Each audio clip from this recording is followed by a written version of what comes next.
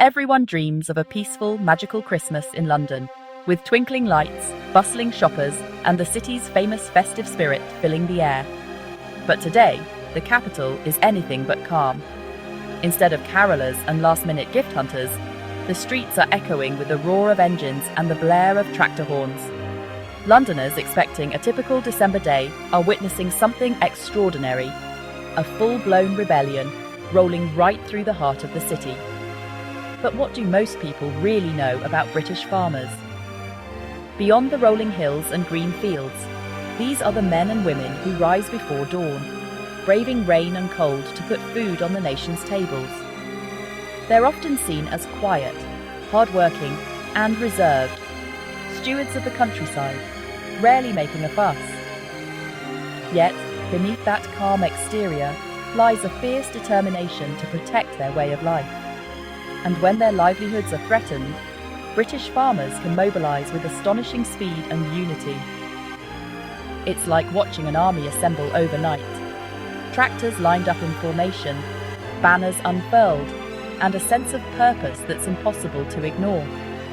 Today, they're not just tending crops or livestock, they're fighting for their future and for the generations that came before them. This is the Great British Tractor Uprising. From the windswept coasts of Cornwall to the rugged hills of Cumbria, farmers have left their fields behind and converged on Westminster. The air is thick with the sound of horns and the sight of banners waving defiantly at Parliament. Their message is clear. They will not stand by while their heritage is threatened by what they call Starmer's so-called death tax. At the heart of the storm is a proposed 20% inheritance tax on farm assets valued over £1 million. For city dwellers, that might sound like a tax on the wealthy, but for farmers, it's a direct hit to the land, equipment, and legacy that families have built up over centuries. These aren't liquid assets, they're tractors, barns, and fields, not cash in the bank. They say we're rich, but try buying your weekly shop with a combine harvester. One protester scoffed, gesturing at the massive machine behind him. For many, the idea that farmers are sitting on piles of cash is laughable. Their wealth is tied up in the land and machinery that keeps Britain fed, not in luxury or extravagance. For countless families, this isn't about protecting fat wallets. It's about holding on to land that's been in their family for generations.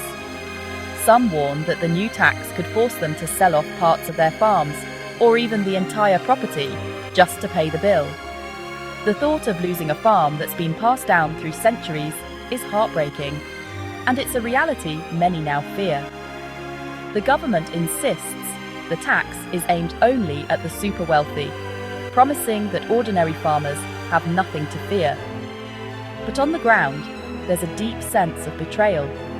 Farmers argue that this policy threatens not just their livelihoods, but the very fabric of rural life, risking food security, local jobs, and the survival of small communities across the country. As London's traffic grinds to a halt and tempers flare on both sides, one thing is certain: Britain's farmers are on the warpath. Their message is loud and clear. They won't back down until this tax is scrapped. For them, this is more than a protest. It's a fight for their future, their families, and the land they love. The battle lines are drawn, and the outcome could shape the countryside for generations to come.